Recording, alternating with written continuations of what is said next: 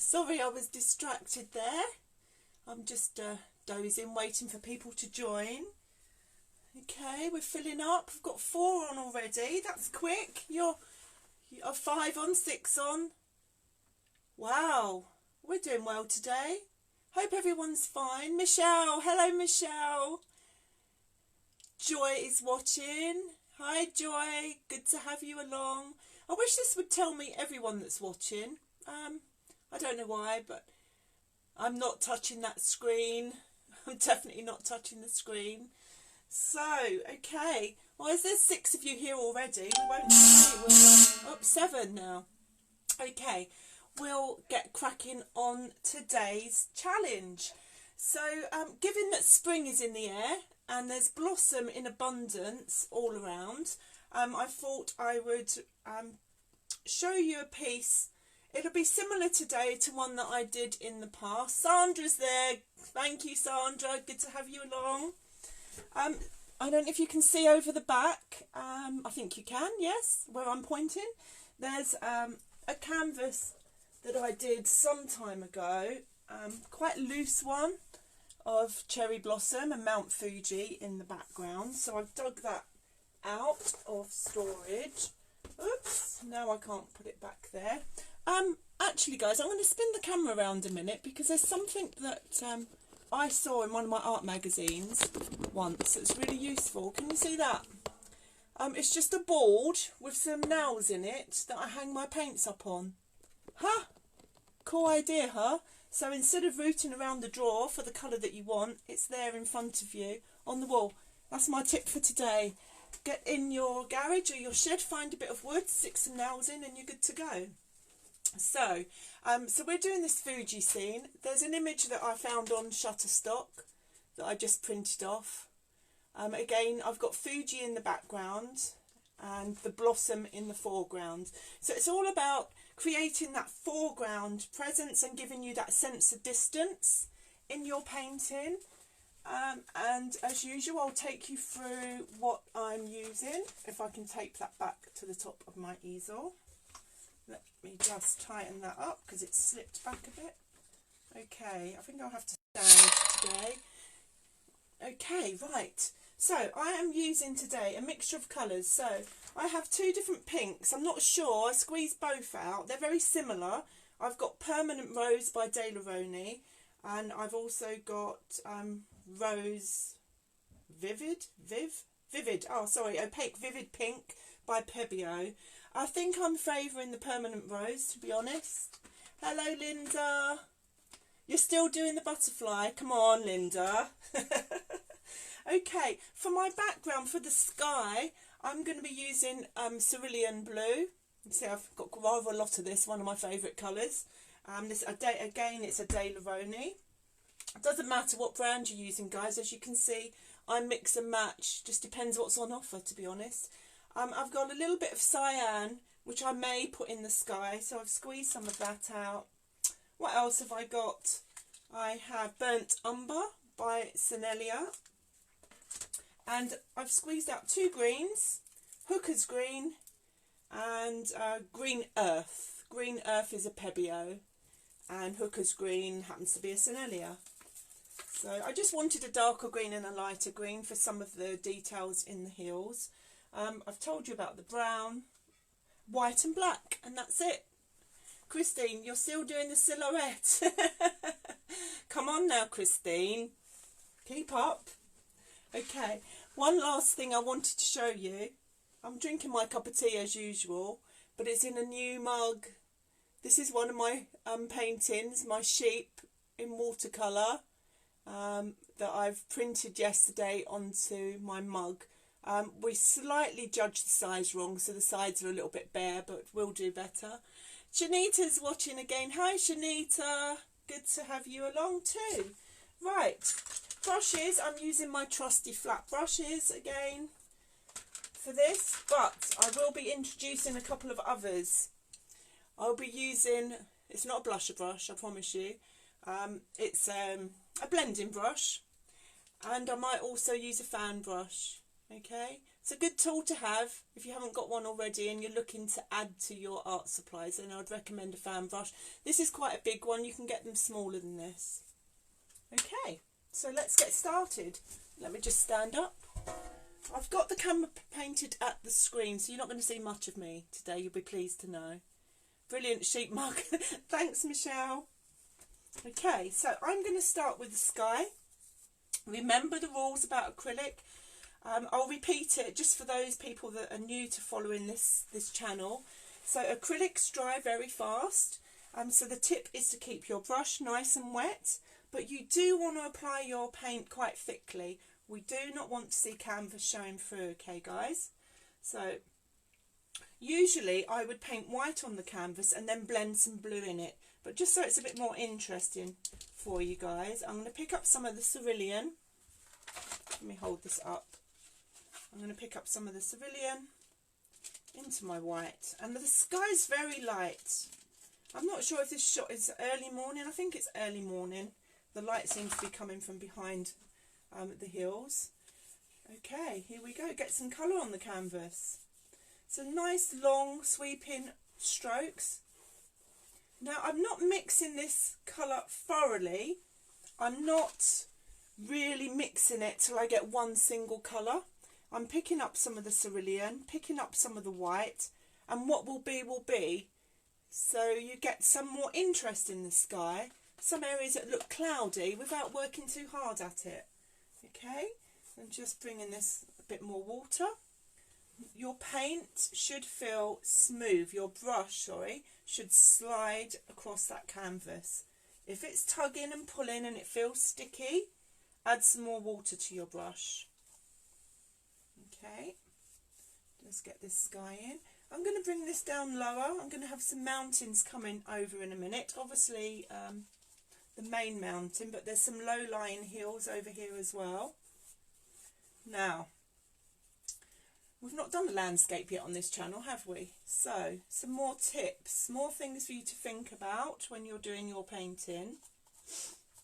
Things that are in the distance are softer and lighter. The colours are more muted. When you're looking out of if you look out your window, things, if you can see a distance out of your window, I can't see much out of mine. Things that are further away, and look back at some of your holiday photos you've taken of lovely scenes. Things in the distance are soft, muted. The colours are very blue, have hints of blue in them. And then as things come closer and come more forward, the colour intensifies, things come into focus and become a lot sharper. So that's what we need to bear in mind when we're working on this landscape today. I'm going to bring this sky, because in my picture, which you can't see, I don't think, I'll bring that down a bit lower. The sky is coming behind a hill that's coming down here and comes down to meet, so there's some water in this today as well. Although it's pretty much hidden behind our cherry blossom trees, it is there. I've just got some patches there. Now can you see this white, how it's streaking in the sky? I'm just going to add a bit more of that actually. I quite like it being a bit cloudy. I'm going to add some more white over the blue. I want some more wispy clouds just streaking across the sky. So just pick your white up, and whilst the blue is still wet, as you're taking your brush backwards and forward, you're just pushing it softly into the canvas, into the blue, so you're getting a different shade of blue. Now, looking at my reference photo, as I come down the side of this mountain, the sky is much lighter. And you will find that, guys, typically when you're doing a landscape and you're looking at the sky and where it meets the horizon, the sky gets lighter as it comes down. Now this is why I squeezed out some cerulean blue earlier. Oh, 12 people watching. Excellent. Excellent. Okay, I'm just going to pick up a bit of the cyan blue and bring in the top here. I want the top of my sky to be a bit stronger. So when I put the snowy peak of the mountain in, it's got something to sit against. Plus, as I said, the sky, as you look up at the sky, it's much deeper in colour and darker as it goes off into the atmosphere and beyond, to infinity and beyond.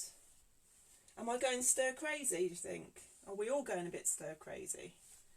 Well, hopefully this will stop you going too mad, having something to occupy you.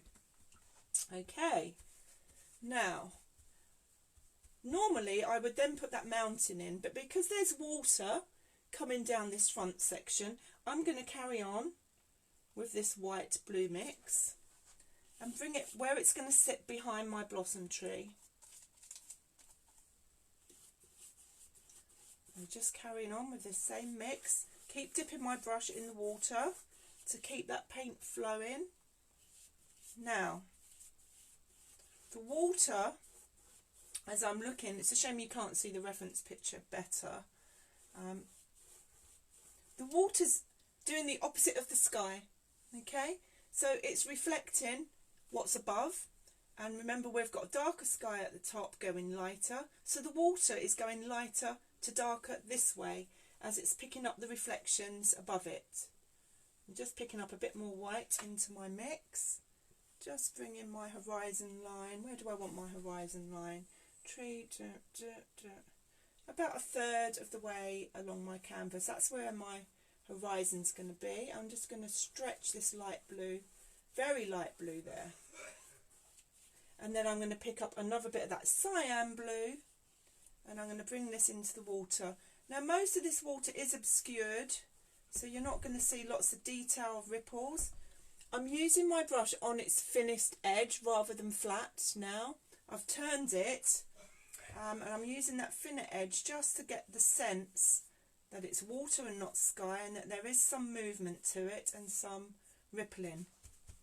Okay, now this side of the water over here is being shadowed by the second mountain. So you've got the big mountain in the background, and then there's a hillside coming down, and the water over here is much darker because it's picking up with the light source coming from behind it the colours of the mountain.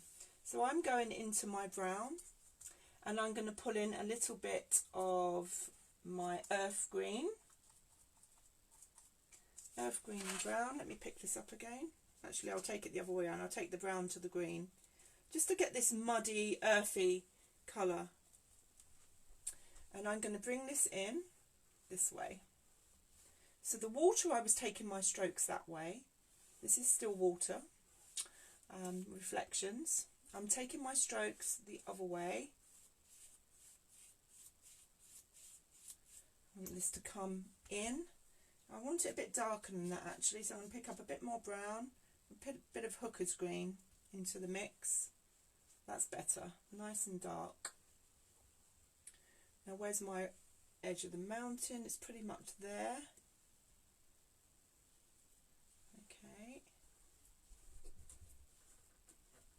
And now I've not cleaned my brush off in between changing colours, so there's some blue and some white in my brush still.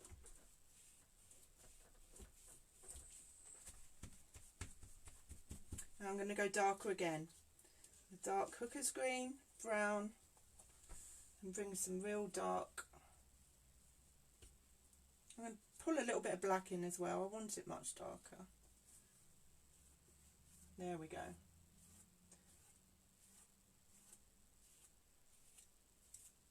Until we get this hillside in, it's not going to make an awful lot of sense to you. Right now I'm going to clean my brush off. Wipe off the excess, the mucky paint, and I'm going to go back into my blue and white and work in this area where these colours are meeting. Just gently blend those together so there's a soft transition where it's going into the reflection from the sky and the reflection of the hills. Be careful, what's just happened here, as I'm blending and the paints are still very wet, I've picked up some brown and dragged it over. So just be careful of that. You can always, with acrylics it's great because you can work it out. There we go.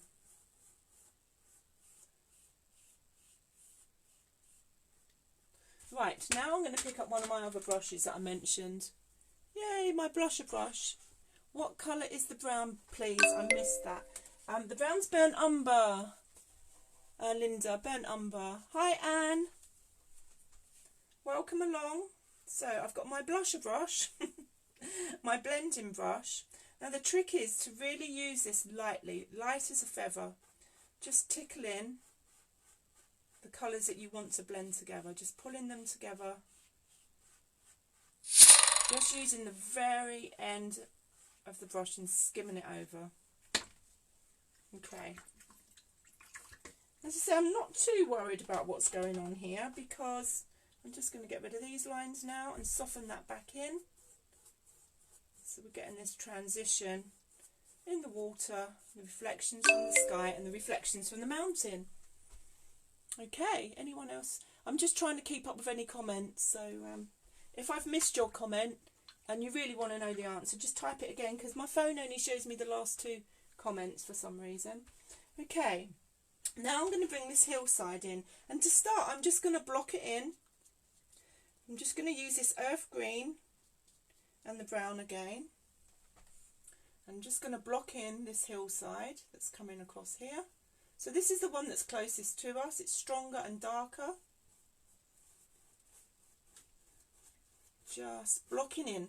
No details, just getting those main shapes down.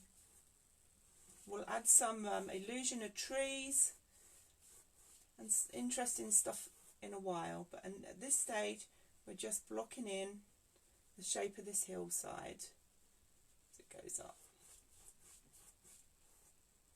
Take it up there. Now that's a bit thin, so I'm just going to pick up a bit more paint. Green and brown. Doesn't really matter if you use the same colours as I'm saying. You just want a dark green and a dark brown. Any colours will do. And it'll be your reference picture that you're working from. Okay, so I've brought that hillside in. And now, clean my brush off properly. I've already got my 2 cups of water dirty. Typical of me. Those that have seen me work before will know. Okay, now I'm going to bring this mountain in. I'm going to stick with my big brush. If you feel more comfortable, you can move down to a smaller brush.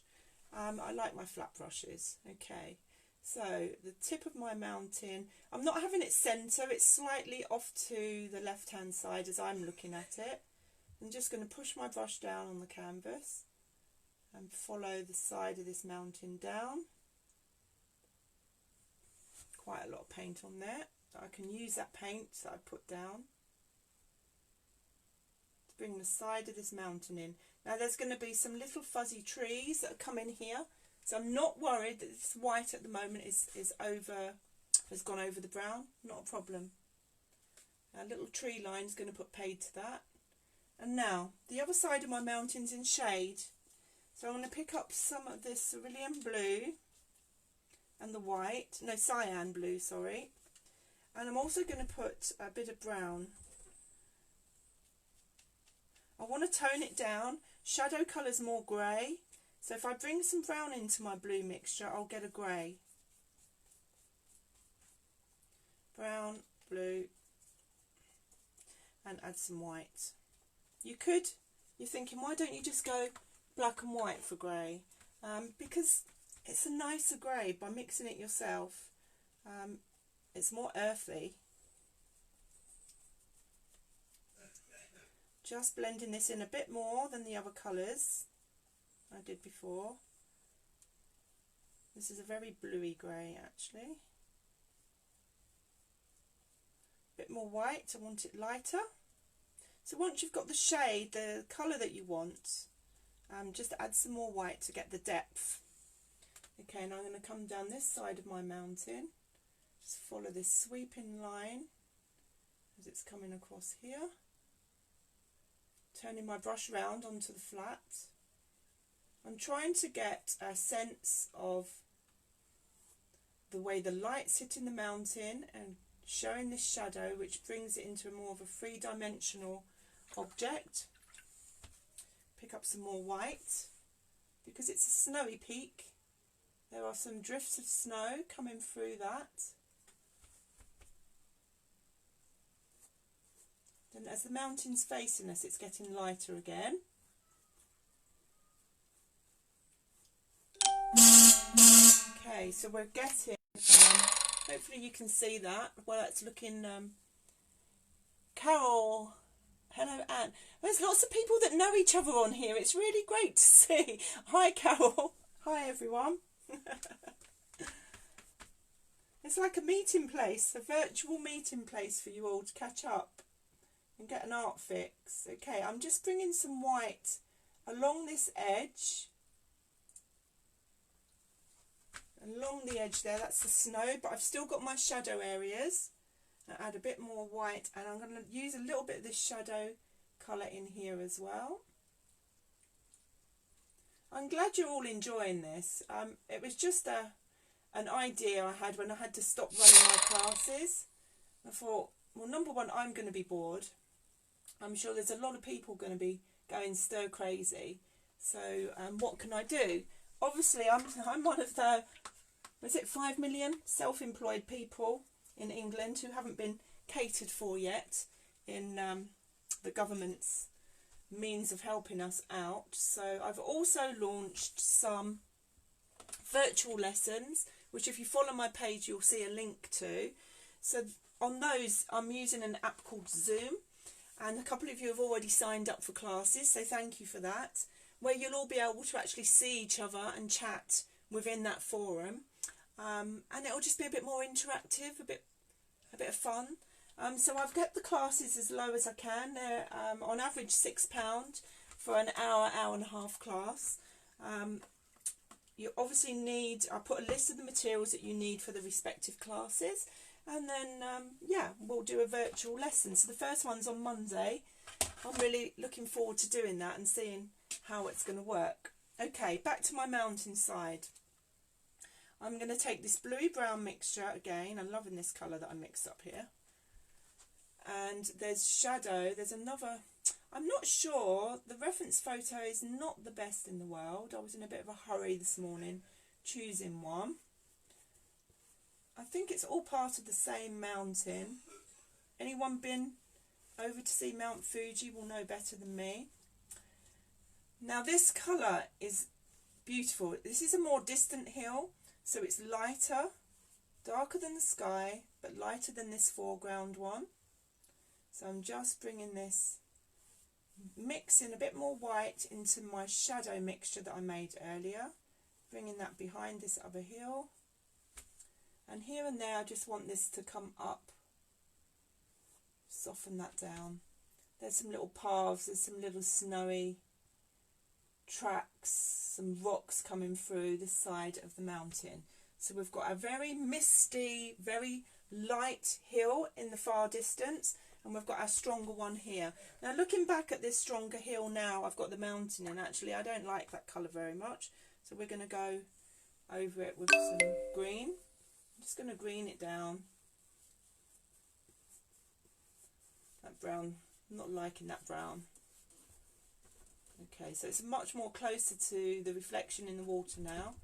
I'm just going to go back over where my mountain overlapped my hill. Okay, again, don't worry about mixing your paints completely. Jamie is watching. Hello, Mum. Alex and my grandsons are watching. Hello, Alex. Hello, Gabriel. Hope you're being good for Daddy. I doubt it. My son put a clip up for me this morning of my youngest grandson at 1 o'clock in the morning refusing to go to bed. It's quite funny. Okay, now we're going to move on. I'm changing brush now, so I'm still sticking with a flat brush. I'm coming down to my medium brush, and I want to get some sense of trees and some more shape going on in this hillside here. So I'm going back into my earth green. Just pull that to one side. I want to pull a little bit of black into it. I really want to darken this down. So earth green and some black gives me a nice grey green colour. Actually, I'm going to go smaller brush still. Go down to this, no, not this one. Another flat, even smaller. Okay,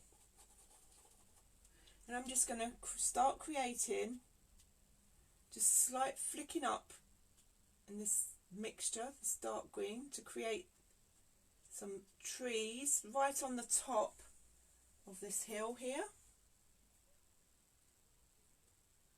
It's just a flick, putting the tips of the brush on and flicking up, just creating that fuzzy line. Remember, this is quite a distant hill, not as distant as this. And now I'm dabbing, just tapping to create the tops of the trees. So my strokes up are really to give the illusion of some trunks and branches. And now I'm just tapping, literally just tapping with the tip of the brush to create the tops of the trees. And just let the brush do the work. Don't think about it too hard. You're getting an illusion of this tree line here. Remember, I'm using the earth green with some burnt umber. A bit more green. And just tap a few more of these little trunks.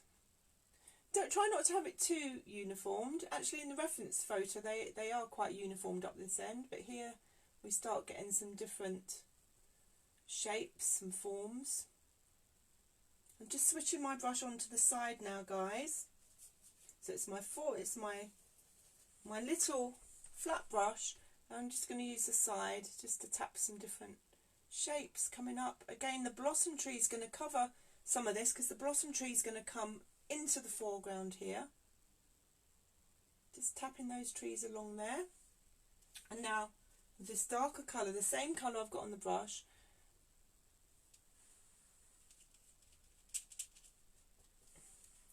I've just put a bit of hooker's green in.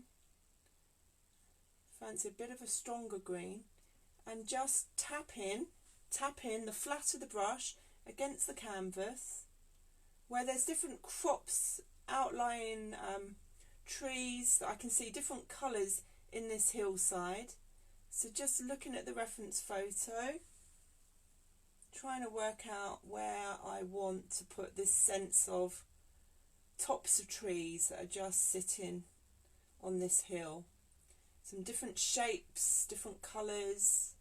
Just tap some of those up there and coming right down to the water's edge. Now, this hillside's coming towards us. Things are coming more into focus and things are getting bigger.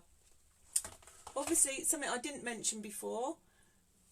Hurrah, I'm on. Linda! Pam's mum. Hello, Linda. You got on. Excellent. I think you were saying you're having internet trouble.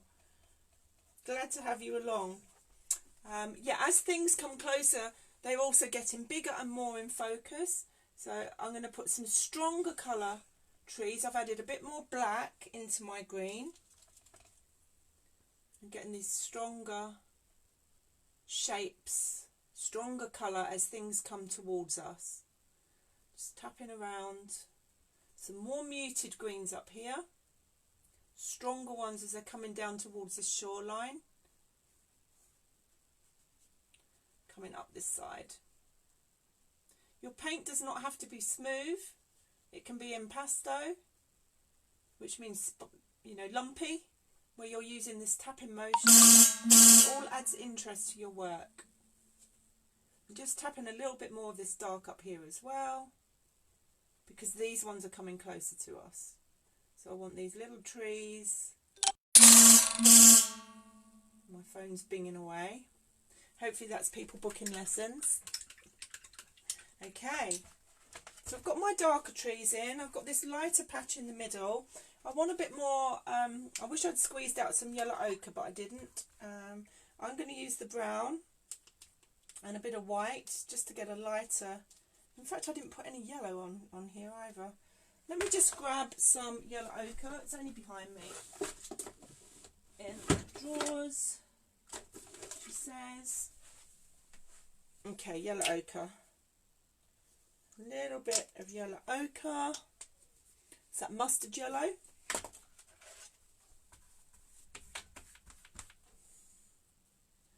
And pick that up with some of the brown. I don't want it as bright as it comes out the tube. I'm going to pour a bit of brown into it and get some more interesting colours going in here. there's this area of lighter trees, tops of trees. Just tapping those in, guys. Keeping it simple. We don't want you stressing. This should be a nice project for you to do. And now I'm just tapping into that darker green and bringing it over that yellow ochre in places, so I'm getting a mix. Is that looking like a hillside? Is it? I think we're getting there. Okay, now I want a few bits of highlights in this tree line up here. So just going to tap this yellow ochre just as it's hitting, as that sun's coming up, hitting the back of those trees. I'm glad I squeezed this yellow ochre out now, guys. I'm going to bring a bit of it into the water as well. I've added some yellow up here, so I need to add some yellow reflecting into the water. And I'm just going to take quite a dark line along the base here. Brown, green and a bit of black. So hooker's green, brown, a little bit of black. I really want this bank with this hillsides meeting the edge of the water to be really dark. Okay. Now, there's some things on the water in this painting. I'm not sure if I'm going to include them. No, I'm not going to include them. It looks like some areas of petals or something floating on the water. So, my horizon line's gone wonky here, so I need to sort that out. And then we can move on to putting some trees in.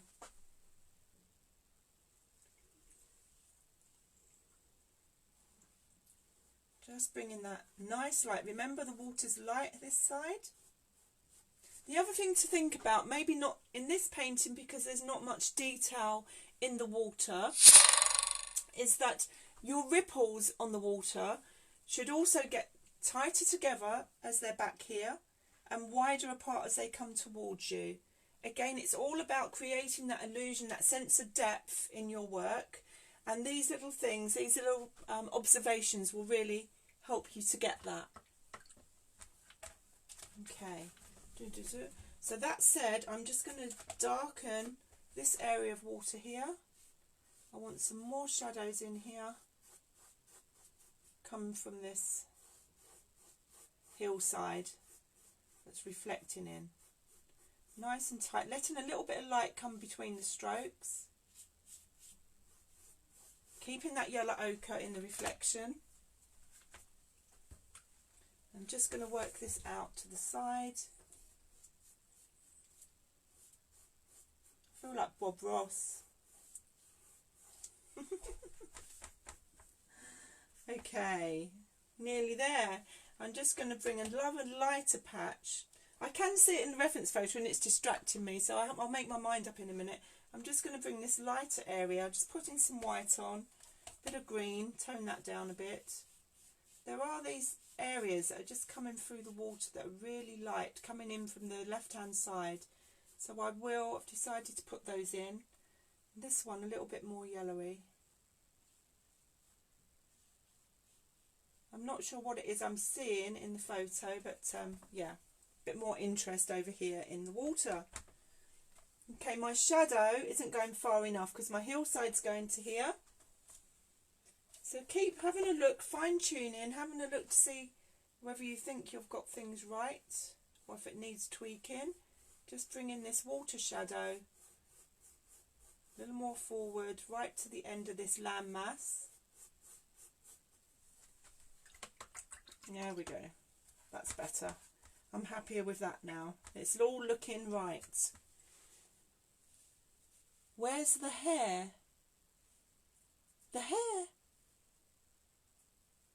Linda, I'm confused. Where's the hair? My hair? I'm really confused by that comment. Okay, right. Now for the blossom and the blossom trees. So, our tree, as I said at the beginning, is right in the foreground here. So we're going to be bringing these branches up. When you're doing lots of twiggly branches, I want you to make sure you're using, put my teeth back in, using your brush nice and wet. You really want that paint to not pull on the canvas as you're trying to do these more fiddly.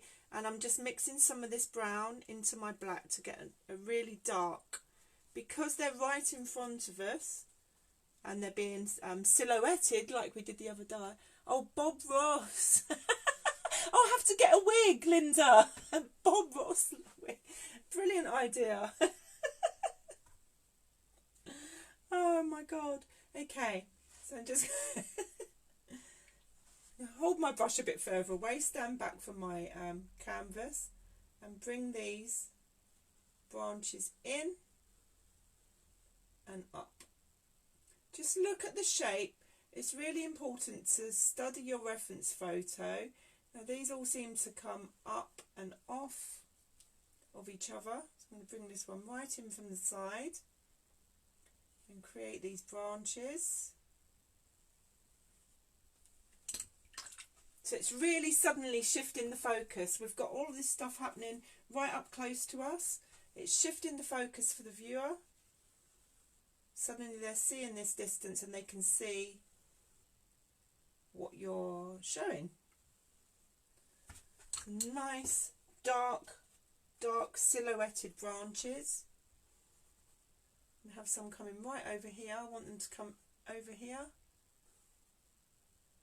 obscuring the view. Just the tip of the side of the brush, guys. If you want to go smaller, go smaller. And this is my smallest flat that I'm using. Keep your arm relaxed. Don't tense up. Just taking those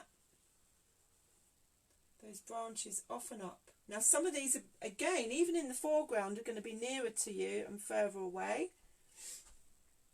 So I'm going to have a bigger one here. Just pushing through on my brush to make this one fatter.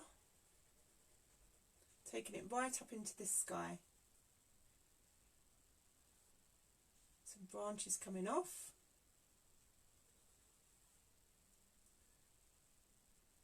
Really want to feel this side of the sky. How are we doing? I used to watch Bob Ross.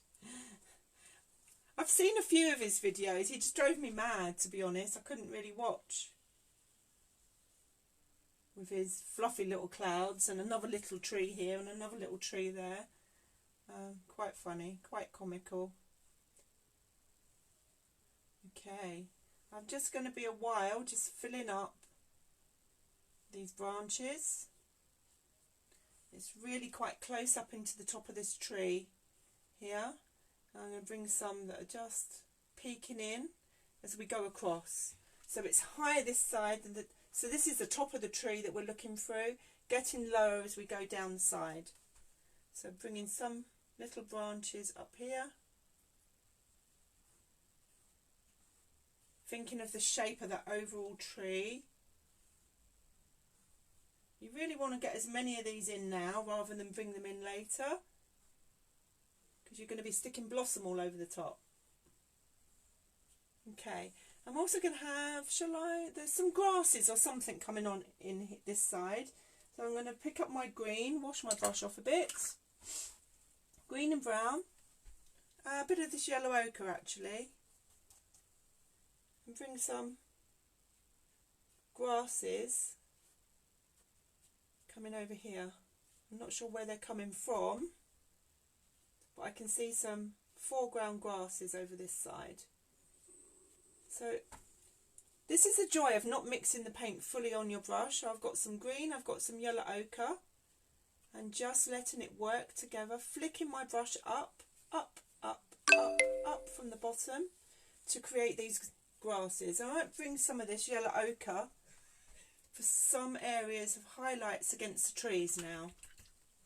So I'm going to take the yellow ochre and a little white. Okay, and some of these twigs are going to be lighter, some highlights, so adding a bit of interest as I'm seeing it from the reference photo. Bit of light here and there. I think this kind of brambles or something, something climbing up this tree. Okay. Now I need some thinner. I definitely need some thinner branches. So I'm just going back in. Some little twigs coming off. Really, really moving up to the tip of the brush. And if your brush skips, don't worry about it. It's an illusion. The brain will fill in the gaps for the viewer. Let it skip.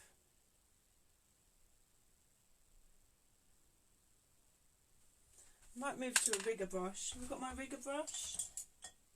Okay, rigger brush, guys. So this is a rigger brush. Whoops, there's the camera. A long, thin brush. And I'm loading it up with that black and brown.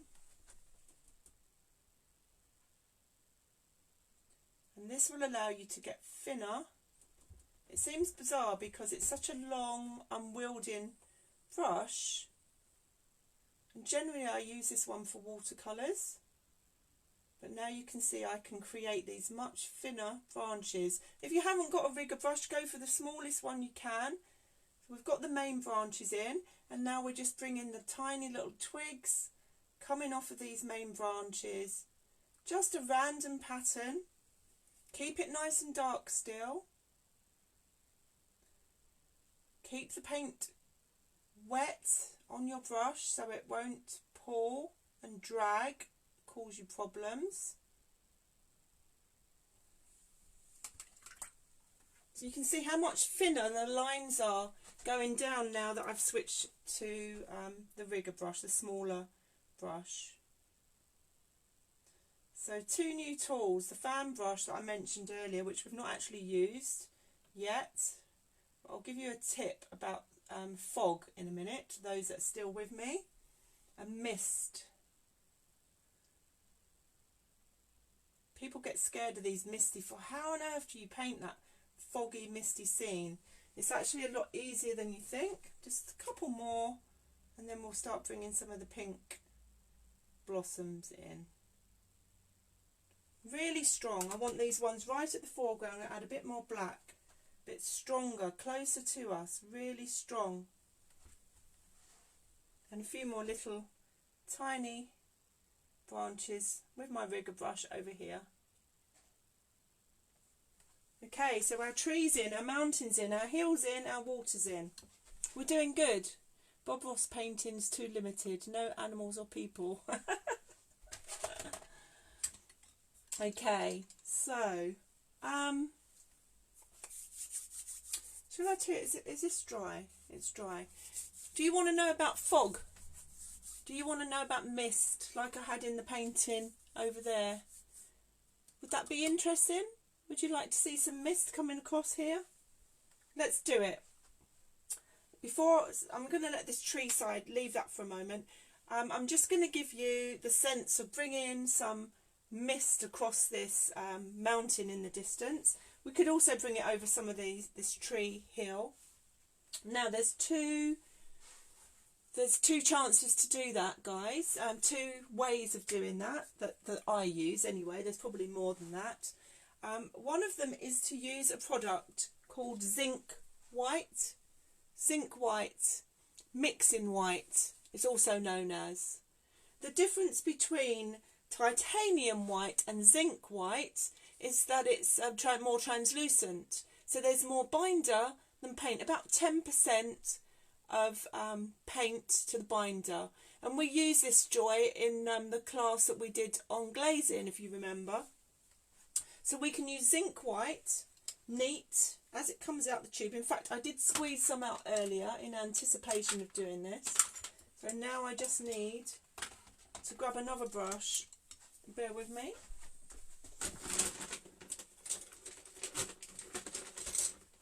Okay, I'm just grabbing another clean brush because my waters are so mucky and you need a clean brush for this. Okay. Now if you want your fog and mist to be a bit more natural, this colour that we use for the side of the mountain, I'm going to pull in to my zinc white. I don't want much of it. Now for the mist, you really need such a little amount of paint on your brush. This is the trick. Tap it out. You really don't want too much. and your background, your painting has to be fully dry, okay? Fully dry. If it's wet, it's not going to work. Just checking now that it is fully dry. Okay, I'm just going to scrub in. I'm going to go straight for the white as it comes actually, so you can see it better. Now you can use this white for other things. You can use it to mix colours so that you don't change the colour, but you create a lighter version. If you use white in all of your colours in a painting and you use titanium white, it can all end up a little bit chalky. So zinc white's really good for mixing your colours. So here we go. So zinc white, and I'm just scrubbing that in. It's hard to see on that side of the mountain. I'll bring some over the trees as well. So let's make these trees look a bit faded, a bit misty. Bring some low lines that dry. Yeah. So your work needs to be dry. Just bring in this mist and fog over these trees. Dry brushing. Making a little go a very long way. Okay. You can then use your blusher brush, your blending brush, or your fan brush. Oh, there's a smaller fan brush. Your fan brush. Fan brushes originally, when they were bought out, were, if you look back at really old catalogues, were called blending brushes. Or, now you need to work quick because acrylic dries so fast. I'm just going to bring a bit more of this white over this hillside. Scrubbing it in, taking a little paint and making it go a long way. Getting this hazy and then using your blending brush and really giving it a good whack. You do need to be quite forceful to work that paint in and start to get that look of fog. Are you seeing this? Yep, the fog's showing through. Okay, so that's one way, zinc white, okay? The other way, and Joy will use this as well in the glazing class, is glazing medium. Or you can use a paint thinner and titanium white. So if you haven't got zinc white, I have heard some people use water and glue, PVA glue. I've never tried that, but I heard that the other day, which is interesting. I might have to give that a try. So this time I'm going to take the tiniest bit of titanium white and mix it into my medium. Can you see this here? The tiny bit of titanium white and mixing it with the medium.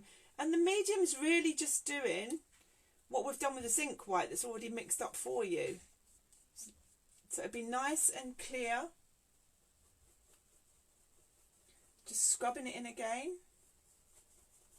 I'm not worried about these trees. I can bring the trees back in to focus because this would be distant mist coming over these hills.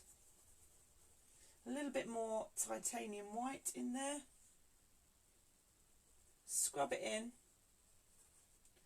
I'll just show you that it works here over the darker colour. You can see it better on the screen if I do it over the darker colour. So much the same as the other method.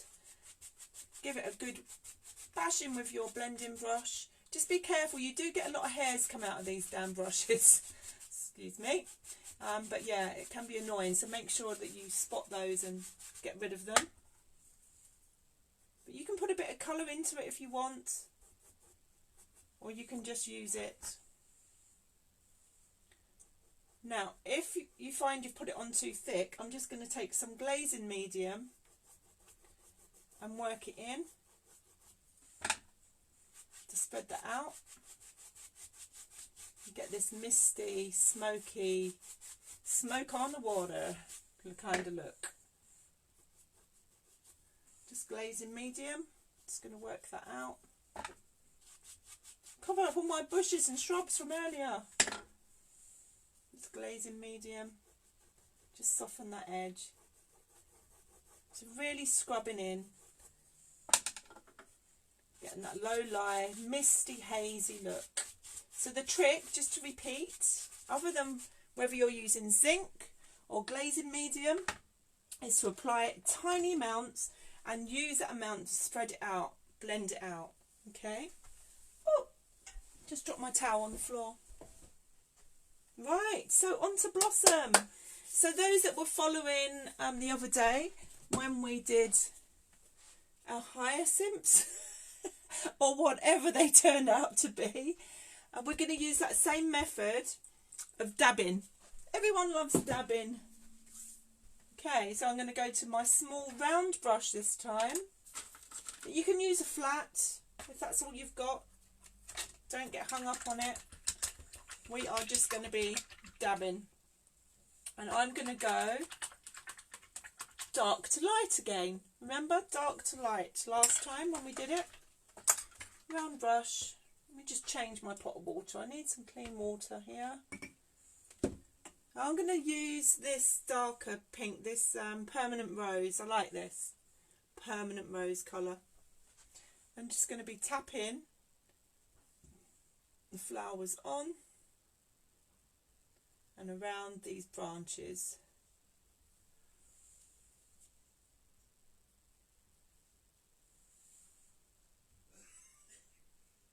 Okay, just dabbing the tiny little ones as we go out the extremities of these branches, trying to stay on the tip of my brush. And just overlaying. We need to cover up all these trees. Now, if your pink isn't covering and it's not covering the black, again, zinc white can help you out there. If you bring some zinc white into it, see when I mix the zinc white in, it slightly lightens it, but not as much as titanium white would. It will just make it a little bit more opaque. Just sitting and tapping these colours over the tree. So I'm starting with my darkest colour.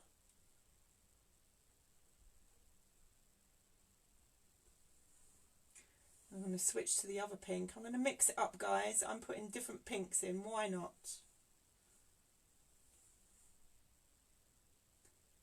Tiny, tiny, tiny little blossoms towards the end of these stems, and bigger ones as they're coming close to us. In this foreground corner, they're really quite big and blousy, bigger blossoms.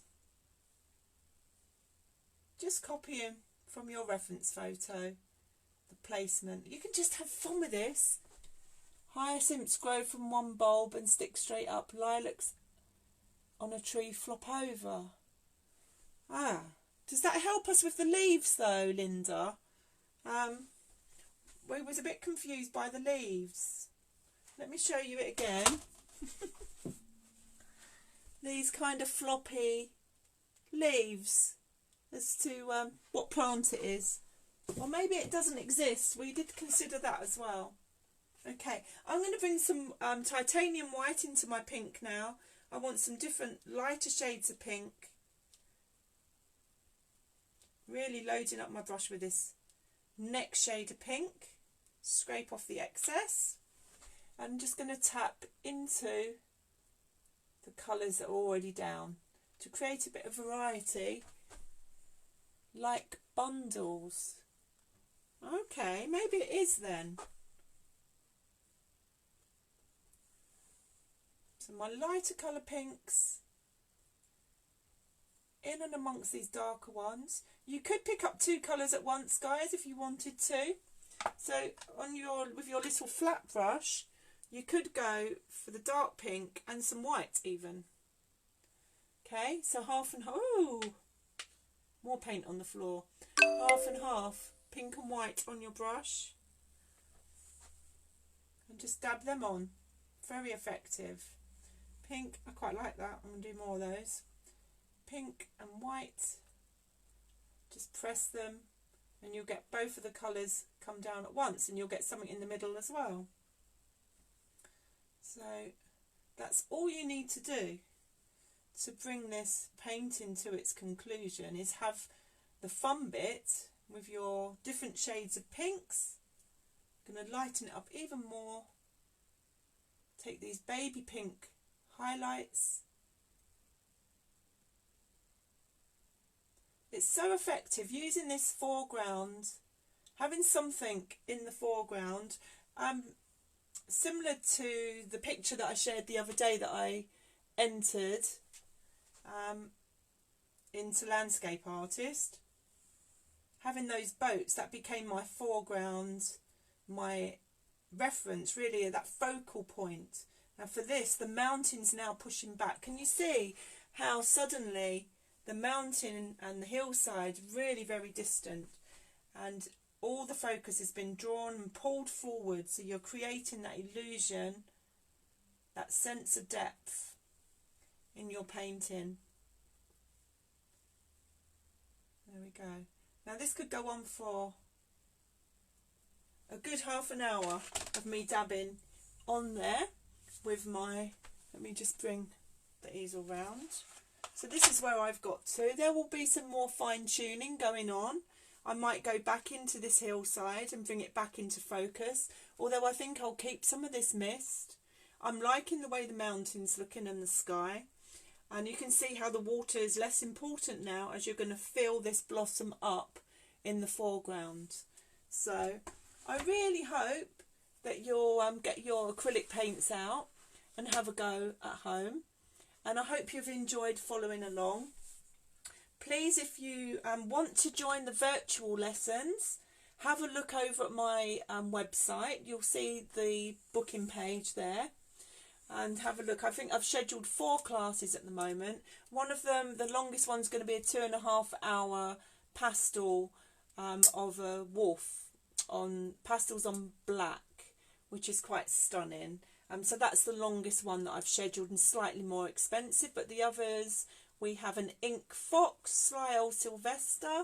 We have a profile face of a hare in acrylics on Monday. Sylvester the Fox on Thursday. Then we have the pastel tutorial.